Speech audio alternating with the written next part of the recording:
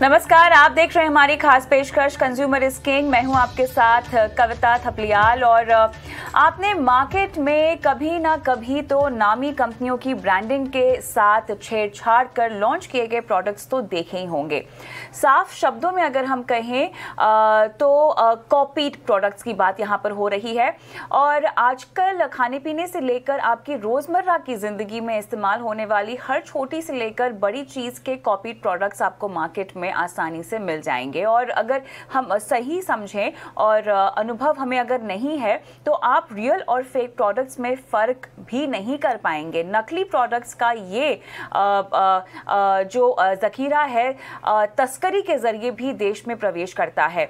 आपको अगर हम बताएं तो लबोलुबाब ये है कि इन नकली प्रोडक्ट्स और तस्करी की वजह से देश की अर्थव्यवस्था को अच्छा खासा नुकसान झेलना पड़ता है। लेकिन अब ऐसी जालसाज कंपनियों के खिलाफ नकेल कसने के लिए फिक्की यानी federation of Indian chambers of commerce and industry की ओर से तस्करी रोधी दिवस की शुरुआत की गई है। इस विषय पर विस्तार से हम बात करेंगे, लेकिन सबसे पहले हमारी एक खास रिपोर्ट देखिए।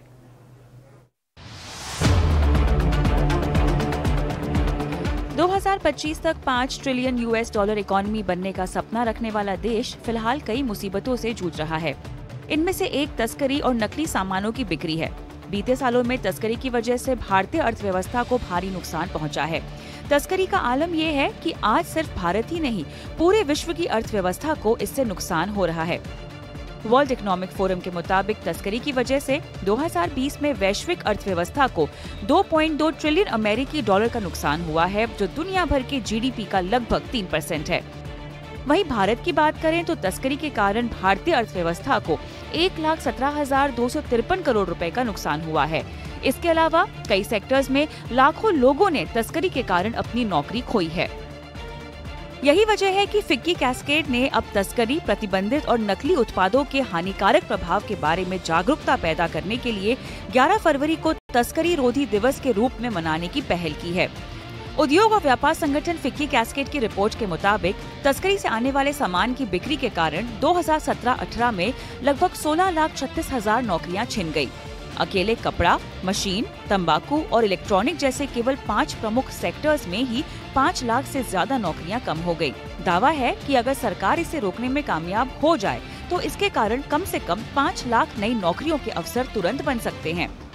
रिपोर्ट के मुताबिक इस तरह के व्यापार को रोक दिया जाए तो अकेले रेडीमेड गारमेंट और तंबाकू उत्पाद बनाने वाली कंपनियों में ही 3,55,000 नई नौकरियां पैदा हो सकती हैं। क्योंकि तस्करी से आने वाले सामानों की बिक्री रुकने से बाजार में मांग बढ़ेगी और बढ़ी हुई मांग को पूरा करने के लिए कंपनियों को अपने कार्य क्षमता को बढ़ाना होगा, जिसका परिणाम ये होगा कि लोगों को रोजगार मिलेगा और देश को बेरोजगारी की समस्या से भी राहत मिलेगी। ET नाउ स्वदेश।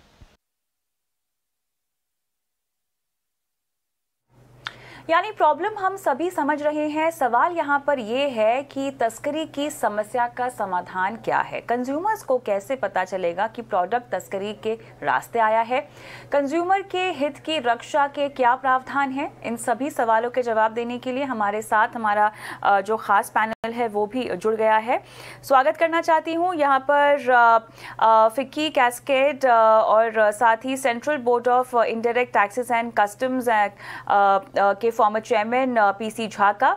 साथ ही हमारे साथ मौजूद हैं ITC लिमिटेड के corporate management committee and senior vice president corporate affairs और साथ ही फिक्की कैस्केड के चेयरमैन अनिल राजपूत, और हमारे साथ हैं senior lawyer doctor Sujay Kantawala. आप सभी का स्वागत है हमारी इस खास पेशकश में। अनिल जी, मैं आपके पास आऊंगी सबसे पहले साफ तौर से, क्योंकि जिसकी हम बात कर रहे हैं, एक तरह से anti smuggling day FICCI cascade ने इसे घोषित किया है और मनाने की पहल जो है फिक्की कैस्केड ने शुरू की है। तस्करी और नकली सामान के खिलाफ साफ तौर से हम देख रहे हैं कि आप जागरूकता बढ़ाना चाहते हैं, लोगों को आगाह कराना चाहते हैं कि ऐसा होता आया है और अब ये बहुत तेजी से बढ़ रहा है। जिस तरह से तस्करी और फेक प्रोडक्ट्स जो है देश में आ रहे हैं, न सिर्फ सरकार को नुकसान हो रहा है बल्कि लोगों की सेहत के लिए भी हानिकारक है और कहीं ना कहीं ग्राहकों के हितों की जब हम बात करते हैं तो उनके साथ खिलवाड़ होता है अगर वो तस्करी वाले और फेक प्रोडक्ट्स को खरीदते हैं। तो पूरा मांझना मुझे आपसे समझना है, क्योंकि आपने इतनी बड़ी मुहिम की शुरुआत की है, पहल की शुरुआत की है, इसके पीछे आपने कोई ना कोई तथ्य देखे होंगे अनिल जी, उसके बारे में हमें जानकारी दी, दर्शकों को बताएं कि ये कितनी बड़ी समस्या है। बहुत बहुत धन्यवाद। मैं आपका बहुत शुक्रगुजार हूँ कि आपने हमें मौका दिया आपसे बात करने का। 2011 में हमने शुरू किया था फिक्की के अंदर committee against smuggling and counterfeiting activities destroying economy. ये कैस्केड का पूरा खुलासा है। खुल के जब उसको लिखे तो उसका मतलब ये होता है, दुनिया भर में स्मगलिंग बहुत सालों से हो रही है और क्योंकि लोगों को सस्ता सामान मिल जाता है जो टैक्स पेड नहीं होता, तो हमने देखा कि कंज्यूमर भी उस प्रकार के पदार्थों का इस्तेमाल करने लग जाते हैं। सरकार इसके ऊपर बहुत सारे काम करती है, एनफोर्समेंट एजेंसीज लगी रहती हैं, बहुत लोगों को पकड़ती है, उनके अगेंस्ट केसेस होते हैं। सरकार की तरफ से हमेशा पूरा सहयोग रहता है इंडस्ट्री के लिए कि ज़्यादा से ज़्यादा लीगल सामान बेचा जाए, लेकिन जब तक इसके अंदर उपभोक्ता सामने आकर इस मुहिम में नहीं जुड़ेंगे तो इस समस्या का समाधान होना बहुत ही मुश्किल है। और इसीलिए जब हमने ये शुरू किया उसके अंदर हमारा एक मुद्दा जो था वो ये था कि हम कंज्यूमर अवेयरनेस ज़्यादा से ज़्यादा क्रिएट करेंगे ताकि वो हमारे साथ मिलकर एक कैस्केडर बने। इस देश का हर युवा ये समझे कि अगर हम कोई भी नकली सामान खरीदते हैं, कोई भी तस्करी का सामान खरीदते हैं, अल्टीमेटली उसका नुकसान उन्हीं लोगों को है। हमारे देश के सिटीजन्स को ही सबसे ज्यादा नुकसान होता है। और मैं ये क्यों बोलता हूं कि सरकार कैसे चलती है, सरकार को रेवेन्यू कहाँ से आता है? सरकार को रेवेन्यू टैक्सेस से आता है, और अगर सब लोग बिना टैक्स का सामान ही खरीदेंगे तो सरकार आपके लिए कैसे स्कूल बना सकती है? सरकार आपके लिए कैसे रोड्स बना सकती है? सरकार आपके लिए कैसे एयरपोर्ट्स बना सकती है? इन सब चीज़ों के लिए हमें सरकार को टैक्स देना होता है, और टैक्स सिर्फ तब मिलता है जब सारा उत्पादन, उसका खरीद और बेच लीगल इंडस्ट्री से हो। कंज्यूमर को थोड़ा सा बेनिफिट देख के कभी कभी वो इलीगल सामान खरीद लेते हैं। कभी उनकी जानकारी में होता है और कभी उनकी बिना जानकारी से ये सामान उनको दिया जाता है। और इसके लिए हमने कंज्यूमर अफेयर्स मिनिस्ट्री के साथ मिलकर बहुत सारे प्रोग्राम रन करे हैं। हमें उसमें भी उनकी बहुत सपोर्ट मिली है आज तक। उन्होंने जागो ग्राहक जागो कैंपेन चलाया, उसके अंदर भी इस मुद्दे को चलाया गया। हमने सारे देश में बहुत सारे प्रोग्राम करे, बच्चों के साथ स्कूल के अंदर कंपटीशन करे, कैंडल लाइट कॉन्ग्रीगेशंस करे, कंपटीशन करे पेंटिंग के, ताकि जागरूकता इसके बारे में आए। इतना सब करने के बाद भी हमें लगा जाना चाहूँ, और जिस तरह से हमें आर्थिक नुकसान होता है, अगर हम इसके बारे में समझना चाहें, पीसी झा सर आपसे मेरे ख्याल से ये सवाल मैं पूछना चाहती हूँ। देखिए 2020 में अगर हम देखें तो ग्लोबल इकोनॉमी को लगभग 2.2 ट्रिलियन का नुकसान हुआ है। जिस तस्करी और फेक प्रोडक्ट्स के जरिए ये नुकसान होता है, ये दरअसल किस तरह से कमिट किया जाता है, कैसे ये फेक प्रोडक्ट्स बनाए जाते हैं, तस्करी कैसे की जा सकती है, इसके बारे में अगर आप हमें समझाइश दे सके तो। देखिए, ये तस्करी करने के कितने ये तरीके हैं। एक तरीका तो ये होता है कि देश के अंदर लीगल तरीके से जो सामान आ सकता है उसके लिए ports, land customs station, air cargo complex, ये सब डिपार्टमेंट के तरफ से निर्धारित किया हुआ है। उसी सब जगह से सामान वो आ सकता है। लेकिन एक तरीका तस्करी का ये होता है कि सामान जो निर्धारित कस्टम्स स्टेशंस हैं उससे वो सामान वो नहीं ला करके दूसरे जगह से ले आए। जैसे कि 2 पोर्ट के बीच का जो कोस्ट लाइन है या 2 लैंड कस्टम्स स्टेशन के बीच का जो बॉर्डर है उससे सामान ले आए, एक तस्करी का तरीका वो होता है। दूसरा तरीका ये होता है कि जब सामान आता है, ये आयात होता है, उसमें सामान को यदि वो ठीक से डिक्लेयर वो नहीं करते, जैसे एक सामान उन्होंने डिक्लेयर किया लेकिन जो एक्चुअल सामान है वो नहीं हो करके दूसरा है, एक तरीका वो है। फिर ये तरीका होता है कि जो सामान डिक्लेयर किया है उसके अंदर में दूसरे सामान को रखा हुआ है, ये छिपा करके रखा हुआ है। फिर कुछ ऐसा भी होता है कि जो विदेश से आने वाले लोग हैं वो अपने साथ जितना उनको ड्यूटी फ्री अलाउंस मिला हुआ है उससे ज्यादा सामान ले आए। और जैसा आपने देखा होगा कि एयरपोर्ट पर 2 चैनल होता है, एक होता है ग्रीन चैनल, एक होता है रेड चैनल। जिसके पास में कुछ भी वो ड्यूटी देने वाला सामान है उसको रेड चैनल से आना है। यदि वो रेड चैनल से नहीं आकर के ग्रीन चैनल से आए और उसने ऐसा कीमती सामान रखा हुआ है, जैसे इस तरीके से लोग सोना ले आते हैं, सिगरेट ले आते हैं और इस तरह का सामान ले आते हैं और उसको कस्टम में डिक्लेयर करके जो टैक्स देना चाहिए, जो कस्टम्स को ड्यूटी देना चाहिए वो नहीं वो देते हैं, ये तरीका होता है। तो इस तरह से कितने भी तरीके हैं जो स्मगलर लोग हैं वो तरीका से सामान लाते हैं देश में।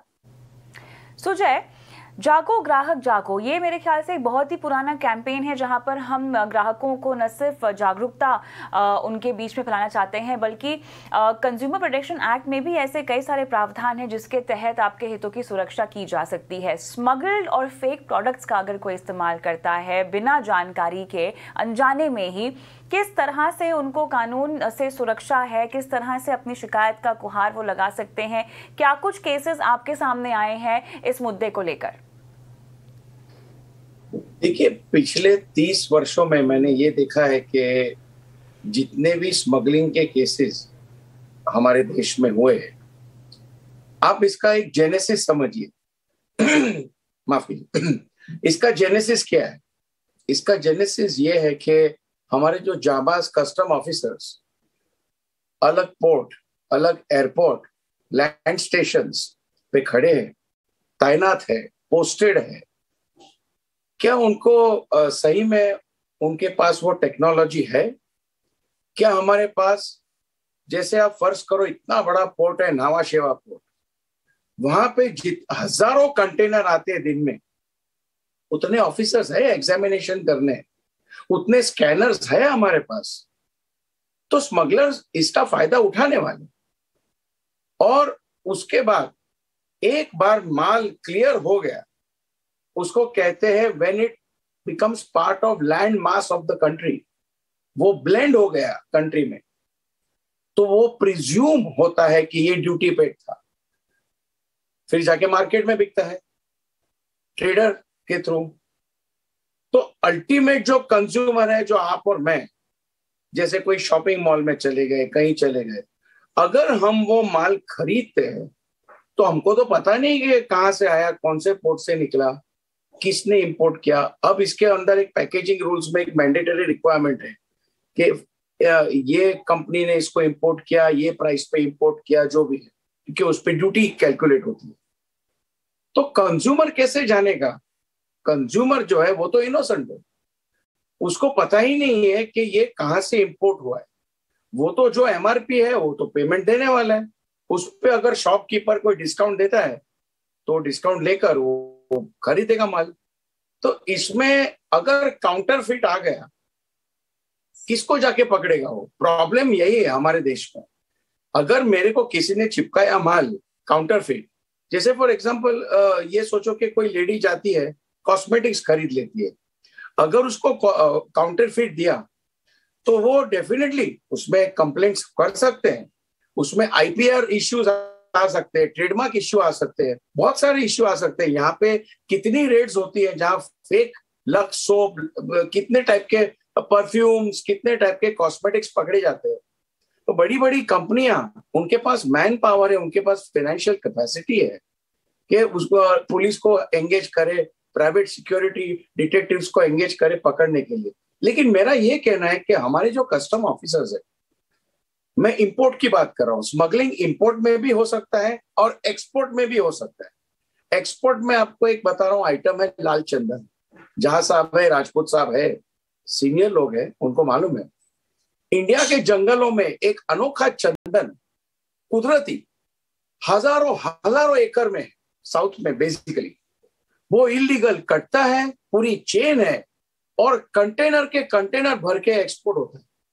चाइना, दुबई, ये कंट्रीज में वो लाल चंदन यूज होता है, करोड़ों रुपए का एक कंटेनर जाता है। तो इतना ज्यादा इंसेंटिव है उसका, लाल चंदन का, कैसे जाता है वो इंडिया से बाहर? इतनी परफेक्ट चेन जो एस्टेब्लिश हुई है, 100 कंटेनर में से 1 या 2 कंटेनर पकड़े जाते हैं।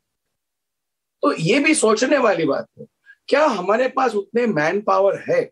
हमारे कस्टम ऑफिसर्स जो तैनात है, पोस्टेड है, क्या उनको एडिक्वेट सिक्योरिटी है? क्या वो इन्फॉर्मर्स का नेटवर्क इतना स्ट्रांग है और हम वो रिवॉर्ड सिस्टम उनको दे सकते हैं कि एंटी नेशनल एलिमेंट जो है, स्मगलर्स है, उनको पकड़ा जाए, उनको तुरंत अरेस्ट किया जाए, उनको प्रोसिक्यूट किया जाए? मैं आपको बता रहा हूं, प्रोसिक्यूशंस 20-20 साल चलते हैं लोअर कोर्ट में। क्या होता है उसके बाद? Who is interested in that? तो ये एक प्रॉब्लम है, ये होलिस्टिक सॉल्यूशन की जरूरत है। हम सबको साथ में मिलके बैठकर, क्योंकि loss of duty, holistic solution की जरूरत है, लेकिन उससे भी ज्यादा, जो कि हमारी इस शो के माध्यम से भी कोशिश है कि लोगों को आगाह किया जाए और उनके बीच में जागरूकता बढ़ाई जाए। एक आम आदमी के लिहाज से समझना बहुत ज्यादा मुश्किल हो जाता है अनिल जी कि कौन सा प्रोडक्ट फेक है, कौन सा नहीं है। चुनिंदा इंडस्ट्रीज और सेक्टर्स जो तस्करी से खासतौर से प्रभावित होते आए हैं, टेक्सटाइल, तंबाकू उत्पाद, रेडीमेड गारमेंट्स, हम देखते हैं कैपिटल गुड्स और कंज्यूमर ड्यूरेबल्स, इनमें इनकी तादाद ज्यादा है। एक आम आदमी को अगर हमें जागरूक बनाना हो तो कैसे पहचाने कि कौन से प्रोडक्ट्स फेक हैं, कौन से नहीं? क्योंकि देखिए, एक तो आपको आर्थिक नुकसान, आपने कोई फेक प्रोडक्ट खरीदा, और दूसरा अगर वो प्रोडक्ट खराब है तो कहीं ना कहीं अगर आप मान लीजिए दवाइयां ही खरीद रहे हैं तो आपकी सेहत को भी तो नुकसान है, जान का भी तो खतरा है। बिल्कुल, आपने बिल्कुल सही मुद्दा उठाया। ये आपकी बात बिल्कुल ठीक है कि कंज्यूमर को कैसे पता लगेगा और उसके राइट्स कैसे प्रोटेक्ट होंगे। हम इसके बारे में काफ़ी प्रचार करते हैं और आपके माध्यम से भी मैं सबको ये बताना चाहता हूँ कि अगर कंज्यूमर ये ठान ले कि मुझे सिर्फ जेन्युइन सामान ही खरीदना है, तो हर वक्त जब वो कुछ भी सामान खरीदे उसका बिल ज़रूर ले। अगर आप बिल लेंगे तो कोई भी तस्करी का सामान देने वाला और उसके ऊपर पूरा उसका डिटेल लिखा होना चाहिए कि कौन सा प्रोडक्ट खरीदा, उसके साथ उसका कोरिलेशन होना चाहिए। अगर वो होगा तो तस्करी के सामान बेचने वाले को 2-4 बार सोचना पड़ेगा कि मैं ये सामान इस कस्टमर को दूं या ना दूं। और अगर उसको कोई गलत सामान दिया किसी ने, तो कंज्यूमर उस सेलर के अगेंस्ट एक्शन ले सकता है। कंज्यूमर प्रोटेक्शन एक्ट है देश में, उसके काफी सारे उसके अंदर राइट्स हैं। उन सब राइट्स को वो यूज कर सकता है, प्रोवाइडेड खरीदने से पहले वो एक छोटा सा काम करे कि अपना बिल जरूर ले। बिल्कुल, ये आपने सही कहा, क्योंकि एक बिल ही एकमात्र वो सबूत है आपके पास कि आपने कोई सामान को खरीदा है, और एक प्रूफ की तरह आप इसका इस्तेमाल कर सकते हैं। थोड़ा सा जो जॉब लॉस होता है इस पूरे मुद्दे को लेकर मैं समझना चाहती हूँ पीसी झा साहब, क्योंकि यहाँ पर काफ़ी बड़े पैमाने पर नौकरियां भी घटी हैं तस्करी और फेक प्रोडक्ट्स के इस बिजनेस में। 2017 और 18 के अगर हम आंकड़े देखें तो लगभग 16,36,000 नौकरियां घटी हैं। इतना बड़ा इम्पैक्ट कैसे और क्यों? ये देखिए, इस पॉइंट को मैं समझा सकता हूँ इस तरह से कि जब आप कोई ये देश में बना हुआ सामान कोई खरीदता है तो उसमें जो देश की फैक्ट्री में बना हुआ है और यहाँ के लोगों को रोजगार मिलता है। जब स्मगलिंग का सामान देश में आ जाता है, वो सामान वो विदेश में बनता है और उसमें वहाँ के लोगों को रोजगार मिलता है। और इस तरह से क्या होता है कि स्मगलिंग में जो सामान यहाँ बिकता है उसको बनाने में जो इंडिया के लोगों को रोजगार मिलता है, उतने रोजगार की वो कमी हो जाती है। तो हमने इस तरह से जो हमारी स्टडी हुआ है वो हमने निकाला है कि इंडस्ट्री को स्मगलिंग के चलते कितना नुकसान हुआ, उस नुकसान को वाला जो सामान था उसको बनाने में कितने लोगों को रोजगार मिलता। तो हमारा जो स्टडी हुआ है वो बहुत ही साइंटिफिक तरीके से स्टडी हुआ और तब हमने निकाला कि जब स्मगलिंग का सामान देश में आता है तो उतना ही रोजगार का मौका जो है वो एक्सपोर्ट आउट हो जाता है, वो देश के बाहर वो निकल जाता है। तो ऐसे करके और जो आपने आइटम्स के नाम लिए हैं, ये रेडीमेड गारमेंट्स हैं, सिगरेट्स हैं और जो मैन्युफैक्चरिंग में सामान आने वाले ये मशीनरी हैं, ये सब आइटम्स ऐसे हैं जिसमें कि काफी ज्यादा लोगों को हमारे यहाँ रोजगार मिलती है। और यदि ये सब जो इम्पोर्टेंट आइटम्स हैं रोजगार के, उस आइटम्स की स्मगलिंग हो तो उतना ही रोजगार जो इंडिया में के लोगों को मिलता है वो इंडिया के बदले में विदेश के लोगों को मिलता है और यहाँ नौकरी की कमी हो जाती है। मैं इसमें एक पॉइंट और ऐड करना चाहता हूँ।